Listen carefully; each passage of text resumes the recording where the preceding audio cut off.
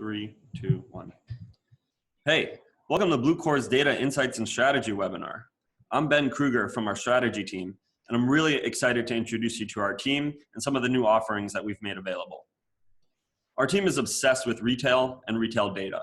We spend lots of time understanding the problems retailers are facing and try to discover patterns within our rich retail data sets, ultimately wanting to relate those patterns to the problems that you guys are facing and identifying strategies that will most effectively solve those problems for you today. For those that may be unfamiliar, our goal is to help retailers tackle problems through data analysis, actionable insights, and quick to market execution. You know, Bluecore sits on top of a rich retail data set that we're able to leverage for robust data mining through proven frameworks to help retailers maximize for impact and revenue. Today, we'll be walking through 3 areas of opportunity we've identified across various sub-industries within retail, and I'm really excited to walk everyone through that. So like I mentioned, we'll be walking through 3 main areas of opportunity that a lot of retailers are facing. So one is something we call the one and done buyer problem, which is focused on getting your first-time buyers to buy again and become second-time purchasers. We'll then walk through how different types of customers are engaging with emails today and ways that you can personalize them to maximize the engagement and impact from each and every one of your emails. And lastly, we'll talk through replenishment and ways to nurture existing repeat shoppers and create more of them. And lastly, we'll have some time for questions, so please feel free to submit them in the chat box after our session, and we'll walk through them. So kicking off today with the one and done buyer problem, or like what we like to call retail's second purchase opportunity. I'm gonna use, for purposes of an example here, we're gonna use an average apparel retailer, but keep in mind that these strategies and trends are pretty common across all industries. So as you can see here, if we look at the customer distribution for an average apparel retailer, you can see that basically 80% of customers are one-time buyers. So only 13% of customers are converting for a second time, and then that drastically will decrease for each subsequent purchase. And like I mentioned, this is a problem across all industries. So as you can see here at a high level, anything from footwear, jewelry, health and beauty, a lot of shoppers are coming to your store one time and not returning to make that next purchase. So how can we take advantage of that opportunity there to convert, these 80% of customers another time and get more revenue out of them? And the big opportunity here is that lifetime value of each of these customers. So we see that on average, if you can take a one-time buyer and get them to convert a second time, on average, you'll increase their lifetime value by 130%. So this is a significant opportunity here to tap into customers that have already bought from your store, right? They've already shown interest in your product, and they've told you the types of products that they prefer. So theoretically, it should be easy to personalize communications to get them to come back and make another purchase and ultimately increase their lifetime value over time. And along with increasing their lifetime value comes with the increases in subsequent purchase likelihood. So a one-time buyer only has a 14% chance or likelihood of making another purchase from your store. But if you can get them over that hurdle to get them to buy again, that's an increase of a 95% chance in their likelihood to buy again. So a 2-time buyer has a 27% chance of making a third purchase. And from there, you can see that those numbers drastically increase, and eventually they have a much higher likelihood to stay buying from your store throughout the next couple of years. So you may be asking yourself now, how do I drive more purchases, right? Obviously, if we get more people to buy again, they're gonna be worth more and I'll generate more revenue. If it was that easy, I'm sure everyone would be doing it. So how does Bluecore think about driving more repeat purchases? So one way that we approach this, or the main way that we approach this, is by diving into your data, right? We take a look at historical purchase data, both from your e-commerce store or from your offline store if you've made that data available to us. And we can pull out trends and insights to leverage through personalized communications to get customers back on your site and making additional purchases. So first, we take a look at your customer data and we understand when customers are likely to purchase again. Now there's two ways to do this, right? You could either look at the average time frame that your customers will spend between their first and second purchase, or we could take it a step further and break this out and look at that time frame from their first purchase, but based on the category of their purchase. So does someone who bought jeans have a different timeline than someone who bought a t-shirt from your store, which we'll walk through in a bit. You then want to understand what they're likely to buy next. So it's one thing to know that, you know, Stacy is likely to make her purchase 60 days from now, but what are the products that we should recommend? What is she most likely to buy based on what she bought the first time? So we'll answer that question as well. And then we'll take those things together, right? We'll combine them to create automated email triggers to personalize based on what we know a customer is likely to buy next and when. And we'll walk through a case study of an apparel retailer who was able to increase that second purchase conversion rate by 36% by taking these tactics to market. So let's try to tackle time here. So what you're looking at here on the bottom are the days since a customer's first purchase. And on the left here is the likelihood of their second purchase. So not surprisingly, the further away in days from the first purchase, the lower their likelihood of their next purchase. And what we see is that the first 100 days are actually crucial for the second purchase. Not to say that there's not an opportunity further on, and we definitely think there is, but we suggest prioritizing these first 100 days. And once you've got some effective programs running here, you can begin to tackle these guys. But these first 100 days here are critical and where you're going to have the most success in driving a second purchase. Like I mentioned before, that was a look at the average. Let's take a look at the timeframes from to the second purchase based on what a customer bought the first time.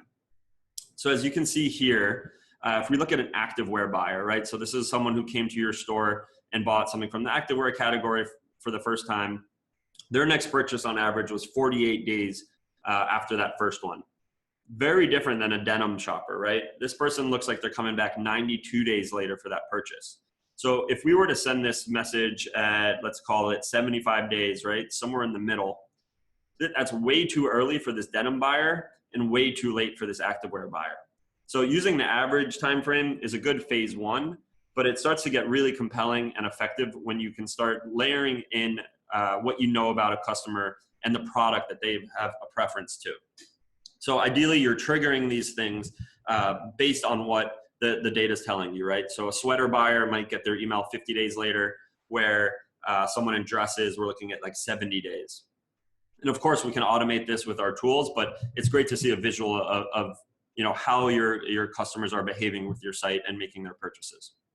So this helps us answer the time between first and second purchase. Let's now look at the content or what products we should be recommending. So the first stab that we like to take at this is looking at what categories are purchased next. So are customers sticking within the same category of their first purchase, or are they crossing into a new one? And obviously this is going to vary based on the robustness or the variety of your product catalog. Some of you are going to have hundreds of categories. Some may only have two. So we can slice and dice this based on a number of different ways. I've seen some retailers like to look at colors or different styles of a given category or brands, maybe even if you're selling a lot of different brands in your store. So we can slice and dice this in a variety of ways, but basically what we're looking at here are the percentage breakdowns of customers either sticking within that same category or crossing over into a new category. So for this example retailer, we see a lot of customers crossing categories. So maybe that's someone buying shirts and then coming back and buying shorts, or buying a top and then buying denim, right? So it's crucial to understand this because, you know, there's a lot of times when I shop from a department store and maybe I'll buy a pair of shoes. I'm forever known as a shoe buyer to that retailer, and all of the marketing content that I get for them has to do with shoes. But you know, I already bought my shoes. I'm more likely to cross over into a new category. So stick with your customers and talk to them based on what you think that they're most likely to do next. We can then take a deeper dive into this data set, right? So using this example data set, this is actually a breakdown of the actual categories that are purchased next. So to read this, if I look here at this sweater first time buyer, I see that 18% of second purchases are sweaters. So there's a bunch of people here sticking within that category, but 9% of purchases are denim. So, an email could have a mix of sweaters and denim, or maybe it's, an introduction to the denim that your store offers. And then you can also take some insights here, like dresses and skirts aren't far behind. So actually, when you see this with your data, I'm sure as a marketer, you're going to come up with a lot of different journeys and stories that you'll want to tell to your customers to get them to come back and make that next purchase from your store. And the tools that Bluecore has available for you guys to do so makes this really easy. So this is a tool called Experience Designer, where you can set up journeys based on these insights that we just walked through.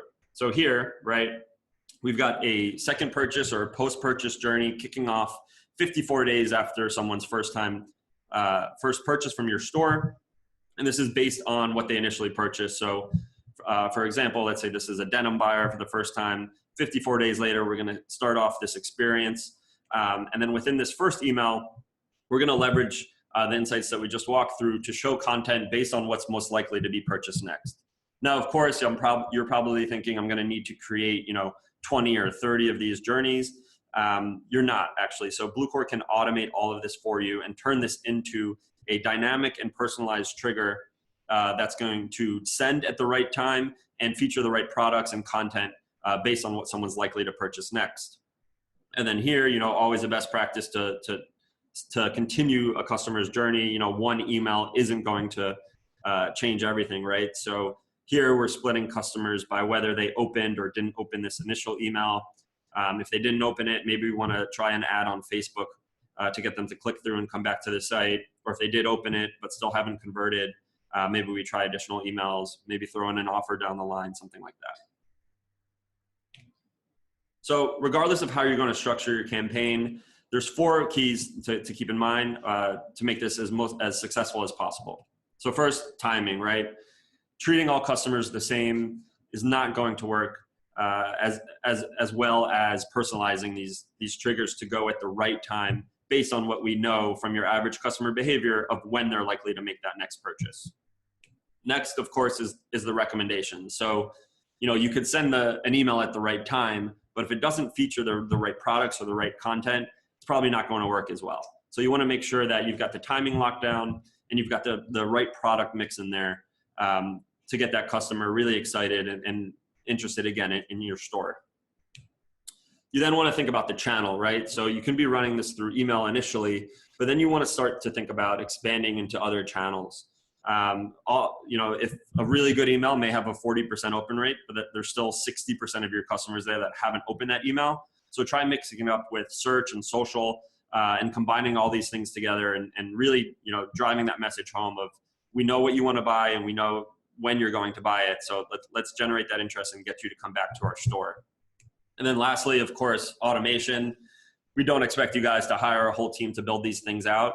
Our team is here to help from a service perspective, but Bluecore is set up to enable the marketer to automate a lot of these smart triggers. So you can spend a day or two setting up a few journeys, and they're going to run for a long time, right? They could run for years and constantly just be pulling customers back in and generating more revenue from what was previously an untapped resource. And just a quick case study here. We worked with an apparel retailer on a 3-month engagement where we launched a multi-touch email journey. The goal here was to drive a second purchase. So we specifically targeted first-time e-commerce shoppers. Those emails featured content and relevant product recommendations based on what that customer bought for the first time. We held out a control group here and measured the two. And we saw that the group that was exposed to the journey that received these emails converted at a rate of 36% higher than the control group. So there's a lot of opportunity here. If you just focus on these individual strategies, you can really make an impact to your bottom line. So this is going to run for a while now. So we'll obviously be checking back in on these numbers. I'm hoping that it'll continue to increase as we begin to optimize. So yeah, it works, and it's definitely an optimal strategy for everyone to consider across all industries. Great. So like I mentioned, our team has the ability to pull all of this data for you. We can combine your online and offline purchase data and put together similar insights here, and then take those to market through personalized communications that can trigger at the right time, featuring the right content to customers who have bought for the first time, and hopefully get them to come back and buy again. Moving along, we're next going to look at one of my favorite ways to analyze emails. I think a lot of marketers look at the bare minimum of email performance, right? They'll look at the open rate, click rate, and conversion rate, maybe revenue per email for each of those emails at a macro level. They're looking at how all of the customers who received that email performed, but all customers that receive that email are different, right? You've got people who have never bought from you before, you've got one-time buyers, and you have your repeat buyers, right? Have you ever wondered how those customers are engaging differently? If you have, we're going to look through that now, and we're going to talk about ways to personalize those messages to each of those different buyer types based on the insights that you may see within your data. So to start, we want to think about some questions to answer. And again, this is something we can do for you specifically. So if you're sending all of your broadcast emails within Bluecore, or if it's just your triggers, doesn't matter. We can look through that and pull out a report to see how your people who have never bought from your store before, how are they engaging differently than your one-time or your repeat shoppers? And then we'll identify and point out some suggestions of ways to communicate differently with these types of customers to really maximize the impact that your emails are bringing to the table. So what you're looking at here, I know it's a bit overwhelming, so I'll walk you through this. Below here, these are all different industries. So apparel, footwear, health and beauty. And then in light blue, you're looking at the open rate for non-buyers. In dark blue is the open rate for one-time buyers. And then in gray are multi-time buyers. So as you can see here, there's not too much variation for open rates specifically across all of these different industries, right? A little gap here where actually the one-time buyers are opening health and beauty emails at a higher rate than non-buyers or multi-time buyers, but for the most part, they're all within a similar ballpark. For example here, I'm gonna walk through home goods in each step here. I think the home goods and furniture industry is really interesting just because of all of the consideration and research that customers need to go through before making a big ticket purchase like a couch or a sofa. So we'll walk through that here. So moving on from open rate, let's look at the click rate. So an interesting change here where in a few of these industries, the non-buyers are actually the most engaged with emails once they open it.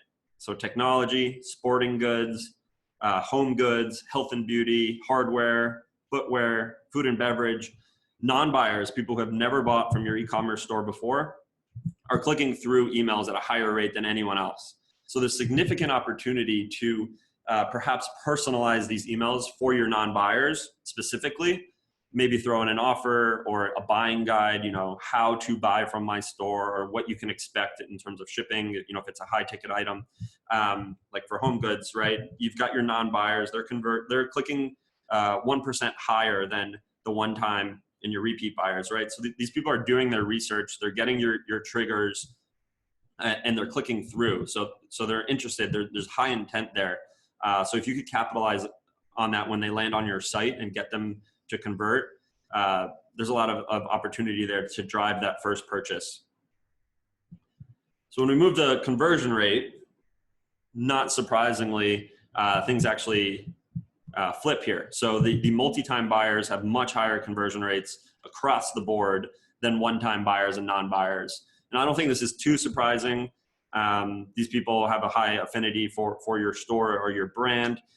They're engaged with your email and they're coming to make a purchase again. Maybe they're restocking on something or buying something new. But for home goods, right, your one-time buyers here are converting more so than your non-buyers, but still significant opportunity here. Like we saw that the non-buyers did click through at a higher rate. So they're getting onto your site, but they're falling off somehow. So maybe they need some extra love, a promotion, more education, something, right? Something to get them over that hurdle of making that first purchase. Whereas Your multi-time buyers, they know your brand. They obviously like your offering and the customer experience, so they continue to come back. So would really encourage everyone to think about personalizing emails based on these buyer types, changing the messaging and getting customers over that hurdle wherever they may be, right? So you've got your one-time buyers here. How do we get them to buy again, right? You can specifically target them now in all of your emails. And you can do that again through our Experience Designer tool, where you can take any email. For this example, we can use Browse Abandon, and you can split them by buyer types. So you've got your typical trigger running. Today, it's probably running the same message is going to everyone. Someone who buys from you every 2 weeks is unfortunately getting the same message as someone who's never bought from you before. Well, what if you can personalize that and begin to measure those metrics and see how these customers are engaging differently? Well, you can now with this tool and with some help from our team if needed. So, you could begin to personalize this here. So you've got your Browse Abandon trigger that goes 2 hours after someone viewed a product and didn't cart it and didn't buy it. So your non-buyer, you should consider adding an offer here to drive their first purchase. One-time buyers, maybe just acknowledge that you know that they've shopped with you before. You don't need to give them an offer. They're coming back to look at something. It's great to see them again. And the repeat buyer who's here every month or every 6 months, whatever it may be, you can thank them. Maybe give them a loyalty offer, or give them a VIP offer, or thank them for being a loyal customer. This is actually a great area to push your loyalty program to customers who buy from you pretty often but aren't members of your loyalty program. So maybe even split this here for member, non-members, right, and begin to personalize based on that. So a lot that you can do here. I know it seems like a lot, so we really like to phase this out. So our suggestion would be to take some of your campaigns, maybe your high volume campaigns, or if you're sending broadcast emails through Bluecore, just split them like we just walked through in this tool, and don't change anything, right? Just split them so then you can easily look at those metrics. How different is your open rate between these different segments? So you can split them and begin to build a benchmark around that data. So run it for a couple of weeks. If it's a trigger, just split it, forget about it for a couple of weeks, and come back and look.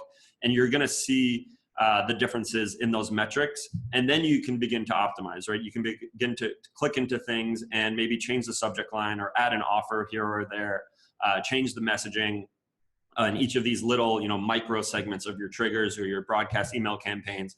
You can really optimize things and have each of these working towards specific objectives, right? Your Browse Abandon trigger, yes, of course, you want to drive a conversion, but you can now think about how many first purchases did my Browse Abandon drive today, or how many, fourth purchases from loyalty members did my Browse Abandon trigger drive. So there's a lot more here than just straight conversion. Start thinking about the customer segments that you're sending these to. Great, moving on to our last topic is replenishment. And this is a look at what we do is we pull your historical purchase data and we try to pull out some trends. So we first identify which categories or products are replenishable. And the way that we define replenishable is we look to see if at least 100 customers have made at least 4 purchases of that either exact SKU or category within the last year. So if we can identify that people are already making repeat purchases of a given SKU, brand, or category, we'll flag that product as replenishable. So you're going to get insight into which categories or products are already being purchased on a repeat basis by the same customers. And that's going to help you just get a broader look at your purchase data. And you'll probably find products in there that you would not have thought are replenishable. So it will help you expand the reach or increase the reach of any existing replenishment programs you have today. Or if you're not running one, it's a really easy way to, out of the box, to set one up, and it's going to cover your entire product catalog. You're then going to understand, of the customers that are replenishing them, who are they, and then how often are they buying them, right? And so if we've got 2 customers that are buying, let's say, lipstick, if 2 customers have bought lipstick more than 5 times each, can guarantee you that they're doing them at different cadences, right?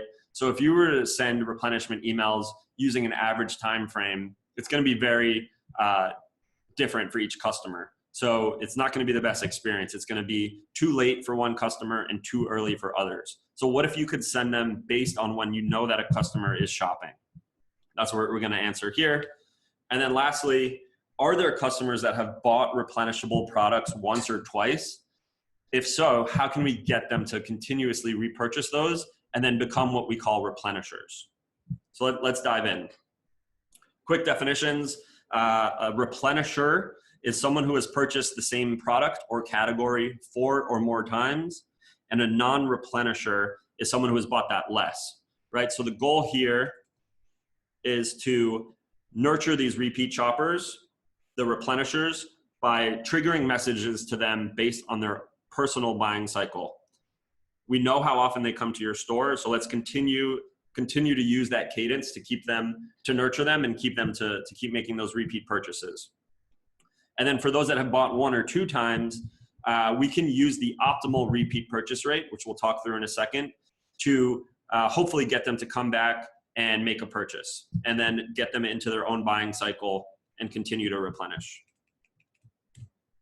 So when we run this analysis, this is one of the reports that is included, that you'll be able to see your product catalog and get an understanding of the replenishable categories and the size of the opportunity.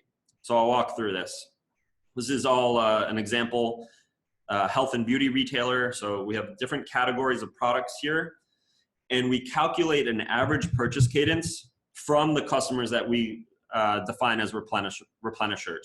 So customers that have bought from the same category 4 or more times, we're taking the average cadence from those customers to define an average purchase cadence. So lipstick on average is bought every 39 days, where shampoo on average is bought every 81 days. So we'll use this time frame to target the 1, 2, or 3 time buyers, right? The non-replenishers. We're going to use this average purchase cadence to trigger messages to them to get them to buy again. That is a look here. So here you're seeing the eligible replenishers are people who have bought this category 1, 2, or 3 times. So the goal here is to use that average time frame to convert these eligible replenishers to become replenishers. So a nice sized audience is here. This is like an example of 30 days worth of data. So monthly, you're going to have a lot of customers that are eligible here.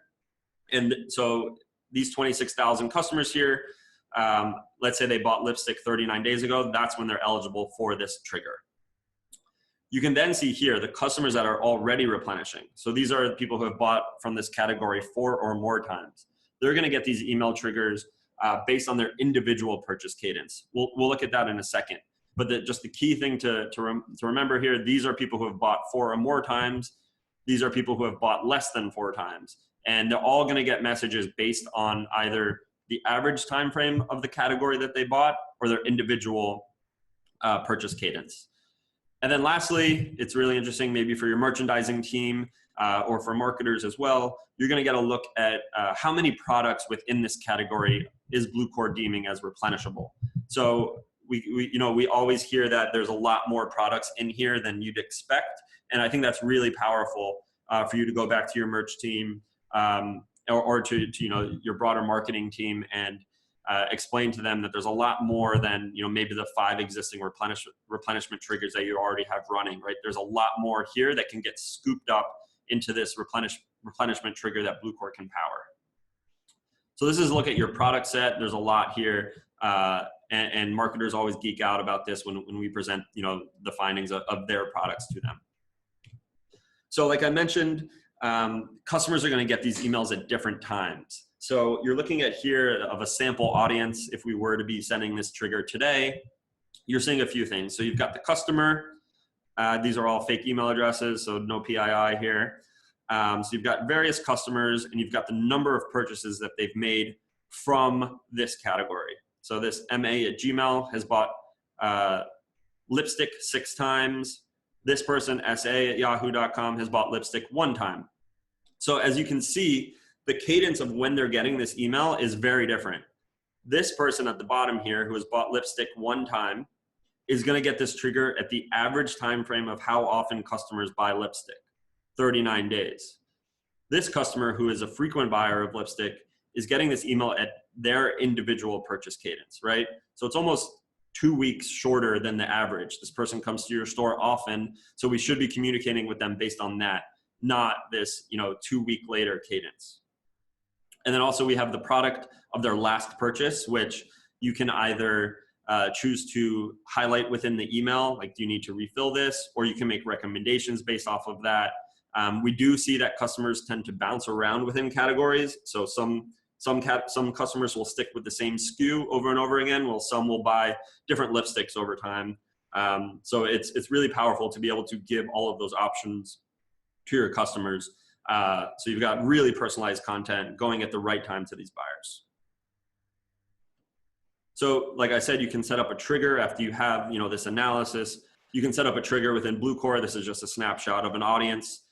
For example, this is looking for customers who became eligible to make a replenishment purchase in the last 7 days. And then you can split here based on, if you want, you can split based on if they are a replenisher or not. So that could look something like this, where you've got your replenishment journey. You've got one track for replenishers. So people who have bought 4 or more times, maybe they're loyalty members, maybe they're not. You want to talk to them accordingly. So maybe it's refill, restock on the last lipstick you bought. Here's other lipstick you may be interested in. And then you can go to cross different channels if you want, because I think it's worth investing some paid media into these frequent purchasers. And then you've got the eligible replenishers. So these are people who have bought lipstick 1, 2, or 3 times. You probably need to do a little bit more of a marketing push here. So maybe there's an offer or something along those lines. But the goal here really is to get these eligible replenishers to continue purchasing and then becoming replenishers and staying here for as long as we can retain them, which is hopefully a very long time. So maybe, some messaging here, Kelly, it's time to restock your faves, and it might be time for a refill, right? We think that you're due for a refill based on our average customer data. Cool, so like I said, main goals, nurture your repeat shoppers by messaging them at their personal buying cycle, and then growing the number of repeat shoppers by messaging them using the average purchase cadence of your entire customer base. Cool. So I hope those 3 areas of opportunity resonated with a bunch of you. Please feel free to reach out to our team. We are happy. And like I said, in the beginning, we are obsessed with retail and retail data. So happy to geek out with you guys on your specific objectives, or if you have any questions, or you've been trying to confirm a hypothesis that you've had for a long time, but just haven't had the resources to dig into the data. That's what we're here for. So please feel free to reach out. Thank you so much for the time. And lastly, we will be conducting a few interactive workshops at our upcoming customer summit, September 12th and 13th in New York City. So we'll be walking through a lot of the things that we talked through today and getting hands-on in the tool of how to set these up within Bluecore. So please, it's completely free. Please register at bluecore.com/summit2018. Looking forward to meeting a bunch of you there. And again, thank you for the time. I think now would be a great time to take some questions. So please feel free to submit those in the chat box.